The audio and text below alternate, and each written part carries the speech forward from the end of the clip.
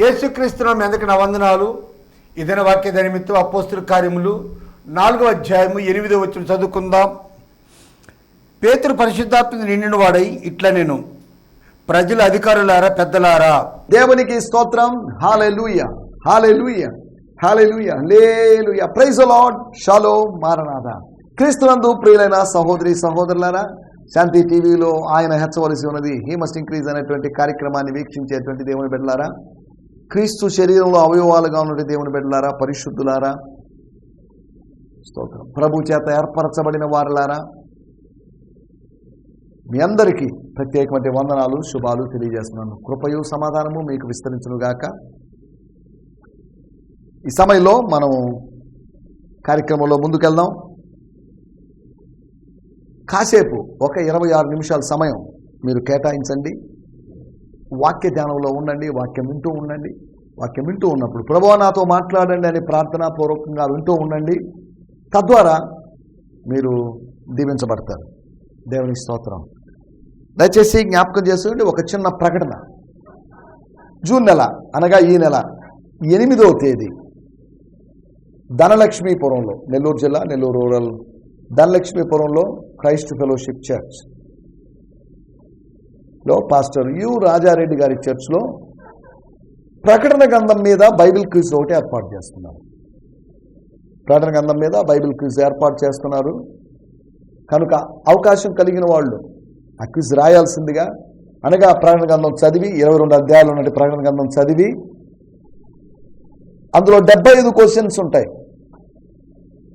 75 questions కూడా అన్నీ ఒకే టైప్లో ఉండవు. 75లో కొన్ని ఫిల్ ఇన్ ద బ్లాంక్స్ ఉన్నాయి, ఖాళీలు పూరించడం. 2 మల్టిపుల్ చాయిస్ ఉన్నాయి, బహుళైచ్ఛిక ప్రశ్నలు, ఆబ్జెక్టివ్ టైప్. 3వది ట్రూ ఆర్ ఫాల్స్ ఉన్నాయి, తప్పు ఒప్పు అంటారు కదా, TF అనేది. Match the following, short answers. అంటే ఇంచుమించు 5 విధాలుగా ఉన్నటువంటి క్వశ్చన్స్ ఉన్నాయి కనుక మంచి అవకాశం. ప్రకటన గ్రంథం చదవడానికి ఓ మంచి అవకాశం. ఇంకా ఈరోజు 3వ తేదీ కనుక ఇంకో 4 రోజులు ఉంది కనుక దానికి రిజిస్ట్రేషన్ ఫీజు ఉంది, 100 రూపాయల వరకు రిజిస్ట్రేషన్ ఫీజు ఉంది. ఆ రిజిస్ట్రేషన్ ఫీజు కట్టి ఒకవేళ మేము ఆ క్విజ్లో పాల్గొనాలనుకుంటున్నాము అన్నట్టయితే మీరు వెంటనే, మీరు కాకపోయినా మీకు తెలిసిన వారికి పరిచయం చేయండి. దానికి సంబంధించిన పాంప్లెట్ ఏదైనా మీరు పోస్ట్ చేయమని అడిగితే నేను పోస్ట్ చేస్తాను. పాంప్లెట్ ఒక హార్డ్ కాపీ నా దగ్గర లేదు, వాట్సాప్లో నేను మీకు షేర్ చేయడానికి ప్రయత్నం చేస్తాను. జూన్ 8వ తేదీ ఆదివారం కనుక ఆదివారము మధ్యాహ్నం 3:30 లేదా 4 గంటల నుంచి ధనలక్ష్మీపురంలో హై స్కూల్ దగ్గర ఉన్నటువంటి పాస్టర్ రాజారెడ్డి గారి మందిరంలో బైబిల్ క్విజ్ జరగబోతుంది కనుక మీరు పాల్గొనవచ్చు, రాయొచ్చు. రాయడం కాబట్టి ఓరల్ కాదు కాబట్టి మీరు వచ్చి రాసి చాలామంది పాల్గొనే అవకాశం ఉంది. అంటే మంచి అవకాశాన్ని మీరు సద్వినియోగం చేసుకోవాల్సిందిగా ప్రేమపూర్వకంగా కోరుతున్నాను. దేవుని స్తోత్రం. ప్రకటన గ్రంథం కష్టమైన గ్రంథం కదా, మా వల్ల కాదు అనొద్దు. టైం ఉంది కనుక ప్రార్థనాపూర్వకంగా మెల్లగా చదువుకుంటూ ఉన్నట్లయితే దీన్ని మీరు ఈజీగా ఆన్సర్ చేసే అవకాశం ఉంది. మంచి బహుమానాలు, 5,000 రూపాయలు బహుమానం ఉంది, 3,000 రూపాయలు, 2,000 రూపాయలు, 10 కన్సలేషన్ బహుమానాలు ఇటువంటివి ఉన్నాయి. బహుమానాల కోసం అని కాదు కానీ వాక్యాన్ని కొంచెం తెలుసుకుందామనే ఉద్దేశంతో మీరు చదవాల్సిందిగా మిమ్మల్ని ప్రేమపూర్వకంగా కోరుతున్నాను. ఇంకా స్కూల్స్ ఓపెన్ కాలేదు కనుక 12వ తేదీ ఎప్పుడో స్కూల్స్ అవి ఓపెన్ అవుతాయి కనుక అప్పటి వరకు ఉన్నటువంటి గ్యాప్ని, టైంని వేస్ట్ చేయకుండా మీరు ఇలా సద్వినియోగం చేసుకోవచ్చు. దేవుని స్తోత్రం. నిన్నటి ఎపిసోడ్లో నమ్మడానికి కారణాలు, నమ్మడానికి ఉన్నటువంటి 4 కారణాలు. ఈ నమ్మకం గుడ్డిది, ప్రేమ గుడ్డిది, ప్రతిదీ గుడ్డిదంటే చూపు కలిగింది ఏంటి, చూడగలిగింది ఏంటి? మతము అనేది ఒక మత్తు మందు అన్నాడు. అదే నమ్మకం ఒక మత్తు మందు లాంటిది అని చెప్పాడు.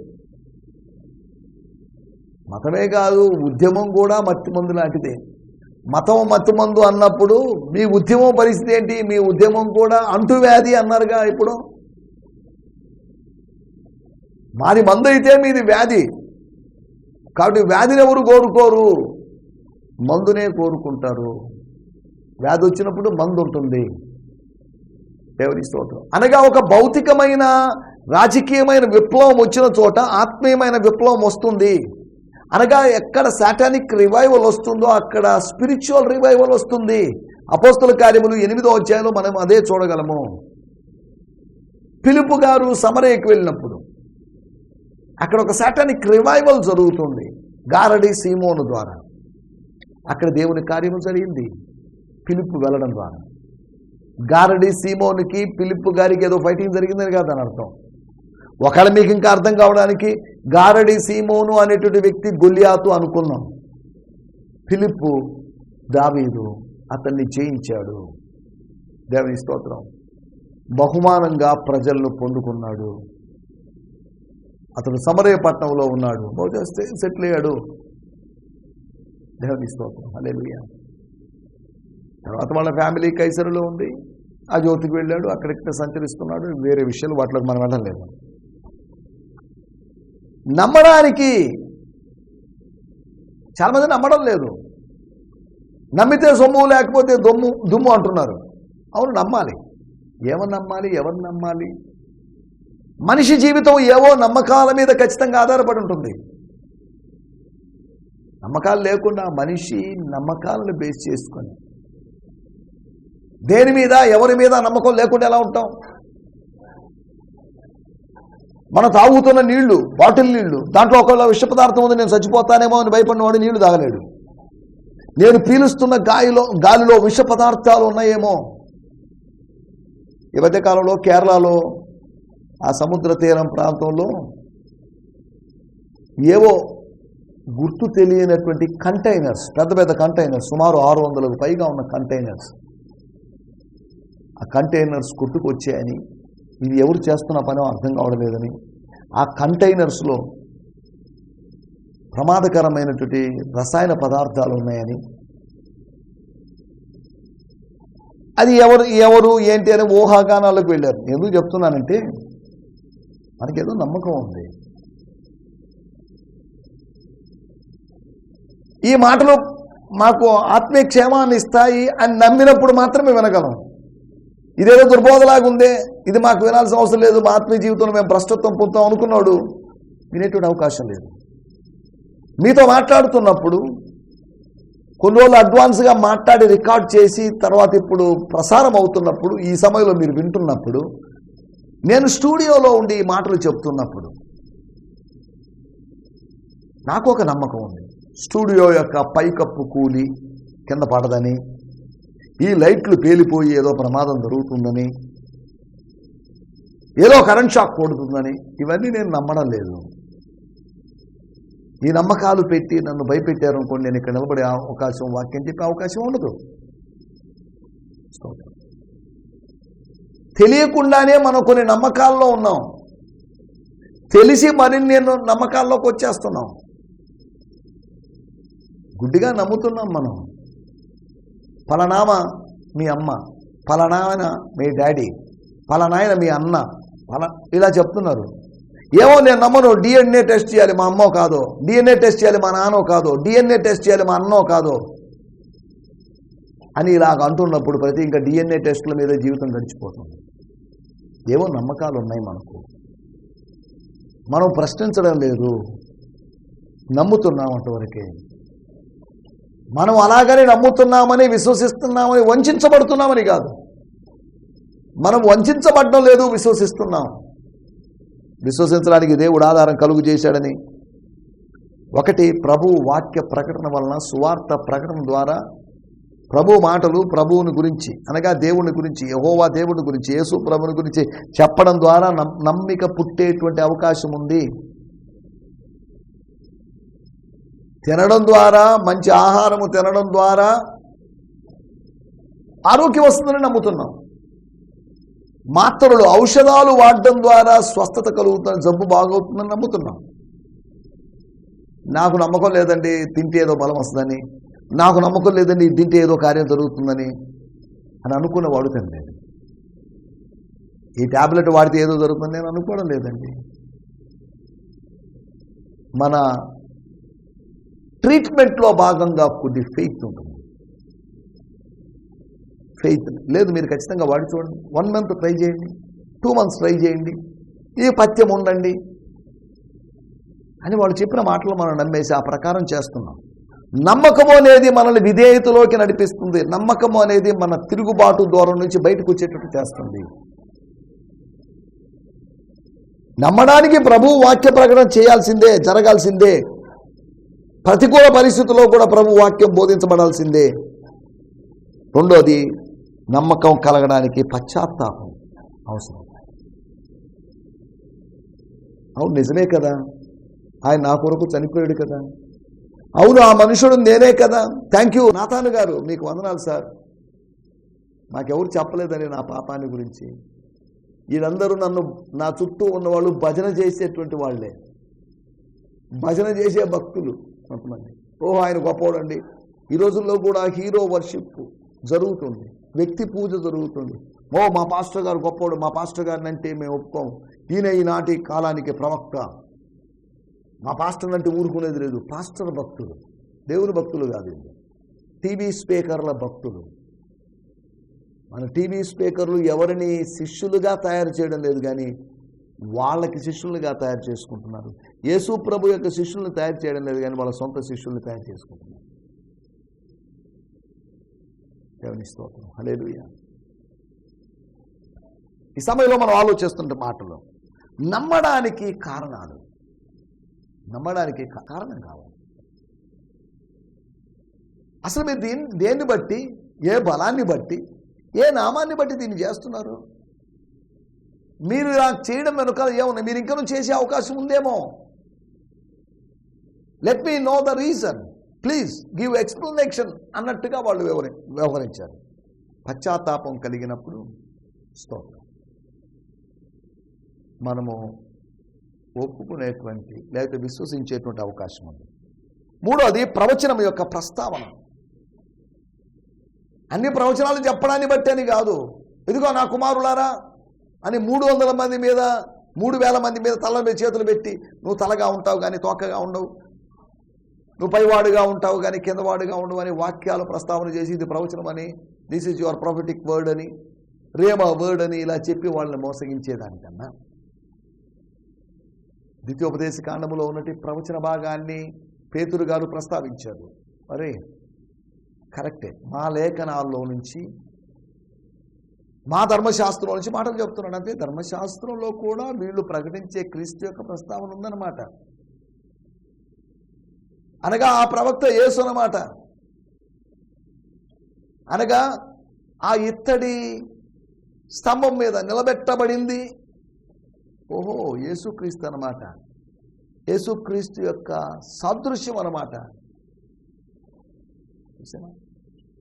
ఆ పర్వతం మీద బలర్పించబడినటువంటి వ్యక్తి ఇస్సాకు యేసుక్రీస్తుకు సాదృశ్యం అన్నమాట. ఇలా ప్రజలు వాక్యాన్ని అర్థం చేసుకుంటున్నారు. నాలుగోది, ప్రజలు ఒప్పించబడడం ద్వారా నమ్మడానికి కారణం దొరికింది. ప్రజలు ఒప్పించబడుతున్నారు. People were being convinced. As they listen to gospel and they were convinced, and then they confess, and then they convert. ఎప్పుడైతే కమ్యూనికేట్ అయిందో గాస్పల్, ఎప్పుడైతే వాళ్ళు కన్విన్స్ అయ్యారో, ఎప్పుడైతే వాళ్ళు కన్ఫెస్ చేశారో, ఎప్పుడైతే వాళ్ళు కన్వర్ట్ అవుతున్నారో, అప్పుడు కలవరం కలిగే అవకాశం ఉంది. దేవుని స్తోత్రం. నమ్మడానికి కారణాలు, నువ్వు నమ్ముతున్నావా? నమ్మాల్సిన అవసరం ఉంది. ఆయన దేవుడని నమ్మాలి. ఆయన నీ కోసం కార్యాలు చేశాడని నమ్మాలి. చేయలేదు అయినప్పటికీ చేశాడని నమ్మాలని అందలేదు. చేశాడు కాబట్టి నమ్మండి. చేయని కార్యాన్ని చేశాడని మీరు నమ్మాల్సిన అవసరం లేదు. ఎవరు నమ్మింపజేయాల్సిన అవసరం లేదు. ఎవరిని అలా మోసం చేయాల్సిన అవసరం లేదు. స్తోత్రం, హల్లెలూయా. వీటి గురించి మనం నిన్నటి ఎపిసోడ్లో మాట్లాడుకున్నాం. రండి, మనకు సమయం కొద్దిగా ఉంది కనుక ఈ దినము కొరకే ఏర్పాటు చేయబడిన లేఖన భాగము అపోస్తుల కార్యములు 4వ అధ్యాయము 8వ వచనం. Acts 4th chapter 8th verse. పేతురు పరిశుద్ధాత్మతో నిండినవాడై ఇట్లనెను. దేవునికి స్తోత్రం. చాలండి, ఒక చిన్న మాట ఏమని రాయబడింది? 8వ వచనం నేను చదువుతున్నాను. Peter filled with the Holy Spirit answered, respected elders and leaders of the people listen. ఒక చిన్న మాట. పేతురు ఆత్మతో నింపబడ్డాడు. పేతురు పరిశుద్ధాత్మతో నింపబడ్డాడు. దేవుడు తన ఆత్మతో తన దాసుని నింపాడు. అపోస్తల కార్యములు 2వ అధ్యాయము 4వ వచనములో ఏమని రాయబడింది? అందరూ అనగా పేతురుతో కలిపి మిగిలిన వాళ్ళు, పేతురు ప్లస్ 119 మంది, వాళ్ళు పరిశుద్ధాత్మతో నిండిన వారై, పరిశుద్ధాత్మతో నింపబడిన వారై, ఆ పరిశుద్ధాత్మ వారికి వాక్శక్తిని అనుగ్రహించిన కొలది అన్య భాషలతో మాట్లాడసాగిరి. పరిశుద్ధాత్మ చేత నిండబడ్డాడు, ఫిల్ అయ్యాడు అంటే దాని అర్థం ఏదో పరలోక సంబంధమైన కార్యాలు చేసే అవకాశం ఉందని అర్థం. నీరసం పోయి బలం వచ్చిన వాడు లేచి కూర్చుంటాడు. నీరసంగా ఉన్నాడు, అలా పడిపోయాడు, నా వల్ల కాదు, నాకు ఓపిక లేదండి, లేచి నిలబడలేనండి. తాను బలమిస్తాడు, తాను బలాన్ని వాగ్దానం చేస్తున్నాడు. హలో నువ్వు లేచి నడువు అన్నాడు. నేను ఎలా నడవగలండి, నా బలహీనత అండి. కానీ మాట్లాడుతున్నవాడు, లేచి నిలబడమని చెప్పినవాడు, నీ పరుపెత్తుకొని నడవమని చెప్పినవాడు నీకు బలాన్ని ఇస్తాడు. బలాన్ని ఇవ్వకపోతే నీకు బలహీనతను ఇవ్వడానికి ఆయన రాలేదు, నీకు బలాన్ని ఇవ్వడానికి వచ్చాడు. నీకు బలాన్ని ఇచ్చాడంటే నువ్వు నడవగలవు. నువ్వు ఇంతకాలము చేయలేని పని, 38 సంవత్సరాలుగా చేయలేని పని, లేదా చాలా కాలంగా చేయలేని పనిని నువ్వు చేయొచ్చు. నిన్ను బలపరచు వాడు ఒకడున్నాడు. పౌలు గారు చెప్పాడు, నన్ను బలపరచు వాని యందే నేను సమస్తము చేయగలను. స్వల్పము చేయగలనని కాదు, ఐ కెన్ డూ ఎవ్రీథింగ్. ఈ జైల్లో ఉన్నా, జైల్లో లేకపోయినా, జైలు వెలుపలున్నా, ఎక్కడున్నా కానీ ఐ కెన్ డూ ఎవ్రీథింగ్. రోమా జైల్లో ఉన్నా, ఫిలిప్పీ జైల్లో ఉన్నా, ఇంకే జైల్లో ఉన్నా కానీ నేను క్రీస్తు కొరకు ఏదైనా చేయగలను. నన్ను బలపరచు వాని యందు, నా వెనుక నన్ను బలపరచు వాడు, నన్ను నింపువాడు, నన్ను బలముతో నింపువాడు, శక్తితో నింపువాడు. దేవుని స్తోత్రం, హల్లెలూయా.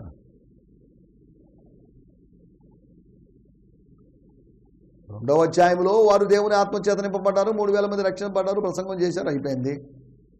3వ అధ్యాయంలో కుంటోడు బాగయ్యాడు, బాగానే ఉంది, వాడు నడుస్తున్నాడు, గంతులు వేశాడు. ఈ విషయం దేవాలయపు అధికారుల దాకా వచ్చింది. దేవాలయపు అధికారులు వచ్చారు, మీరు చెప్పడానికి ఎదురు మా క్యాంపస్లో, మా కాంపౌండ్లో, మా ఏరియాలో, మా అడ్డాలో మీరు చెప్పడం ఏంటిది? ఈ రకంగా బయటికి పోయి చెప్పుకోండి, ఏంటిదంతా అన్నట్టుగా వ్యవహరించారు. వాళ్ళని జైల్లో వేశారు. మరుసటి రోజు ఉదయాన్నే వాళ్ళని అడిగిన ప్రశ్న, ఈ ప్రశ్నకు ఏం సమాధానం చెప్పాలి? చెప్పొచ్చు, సులభమే, కానీ కష్టమైన ప్రశ్నలాగా అనిపిస్తుంది. ఆ సమయంలో పేతురు యోహానులు ఉన్న చోట పేతురు ఆత్మతో నింపబడ్డాడు. యోహాను దీనికి సాక్ష్యం, దేవుడు దీనికి సాక్ష్యం, దేవాలయపు అధికారులు దీనికి సాక్ష్యం, యాజకులు సాక్ష్యం, సద్దూకైలు సాక్ష్యం. అది సీక్రెట్గా జరిగినటువంటి పేతురు ఒక్కడే కూర్చొని ఏకాంత ప్రదేశంలో జైల్లో ఒక మూల కూర్చొని ప్రార్థన చేస్తున్నప్పుడు నింపబడ్డాడని కాదు, అనేక మంది ముందు నింపబడ్డాడు. కొన్ని లక్షల మంది మధ్యలో అనలేదు నేను, కొన్ని వేల మంది మధ్యలో అనలేదు నేను, కానీ కొంతమంది మధ్యలో. 2వ అధ్యాయంలో 120 మంది మధ్యలో, 119 మంది మధ్యలో. ఇక్కడ అంతమంది కూడా ఉన్నారని నేను అనుకోవడం లేదు. ఉండొచ్చు, ఉండకపోవచ్చు, బహుశా ఒక 30 మంది, ఒక 20 మంది, అంతమంది మధ్యలో ఎవరూ నింపబడింది పేతురు ఆత్మతో నింపబడ్డాడు. నాకేదో ఆత్మతో నింపబడినట్లుగా అనిపించిందని కాదు, అతడు నిండాడు, నిండిన వాడు మాట్లాడాడు, ఫుల్ అయ్యాడు కాబట్టి ఆయన మాట్లాడాడు. మద్యము చేత నిండిన వాడు బూతులు తడతాడు, తాగనోడు ప్రశాంతంగా వచ్చి కూర్చొని నిద్రపోయాడు. తాగినోడికి అప్పుడు పౌరుషం, రోషం వచ్చింది, ఏదో స్పిరిట్ వచ్చేసింది, వాడప్పుడు నోరు తెచ్చి పచ్చి బూతులు తిడుతున్నాడు. లోకపు మద్యము చేత నింపబడిన వాడు బూతులు తిడతాడు, కానీ దేవుని ఆత్మ చేత నింపబడిన వాడు స్తుతులు పలుకుతాడు. బూతులు లేవి కాదు, 2 బూతులు 2 స్తుతులు, 2 బూతులు 2 స్తుతులు కాదు, బూతులు లేవిక.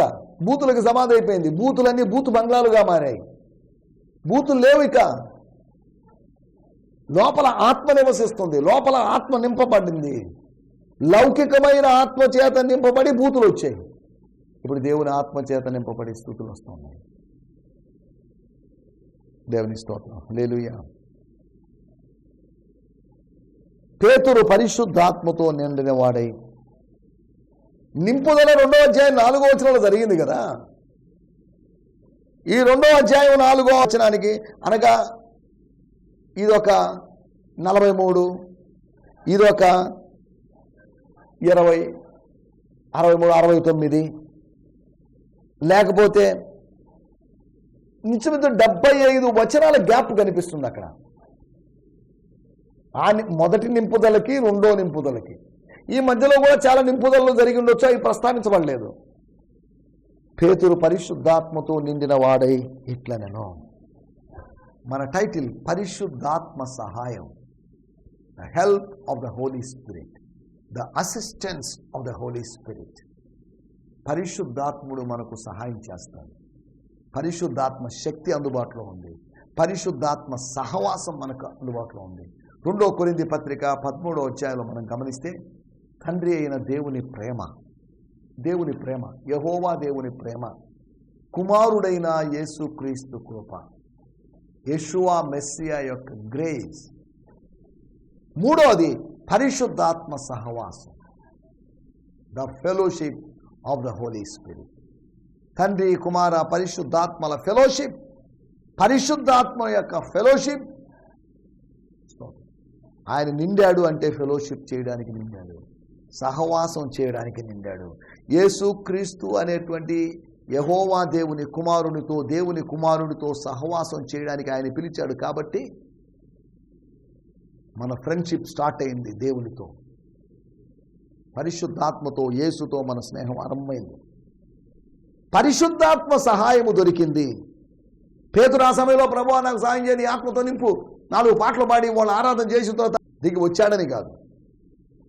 పేతురు పరిశుద్ధాత్మతో నిండినవాడు. హల్లెలూయా. ఆయా సందర్భాల్లో, నువ్వు ఊహించని సందర్భాల్లో, 2వ అధ్యాయంలో వాళ్ళు ఊహించని సందర్భంలోనే అప్పటికే 9 రోజులుగా వాళ్ళు ఎదురు చూశారు, 10వ రోజు నింపబడ్డారు.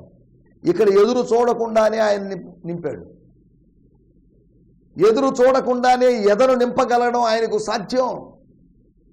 స్తోత్రం. హల్లెలూయా. పరిశుద్ధాత్మ సహాయము దేనికి? నంబర్ 1, 4వ అధ్యాయము 8, 9 వచనాలు మనం గమనిస్తే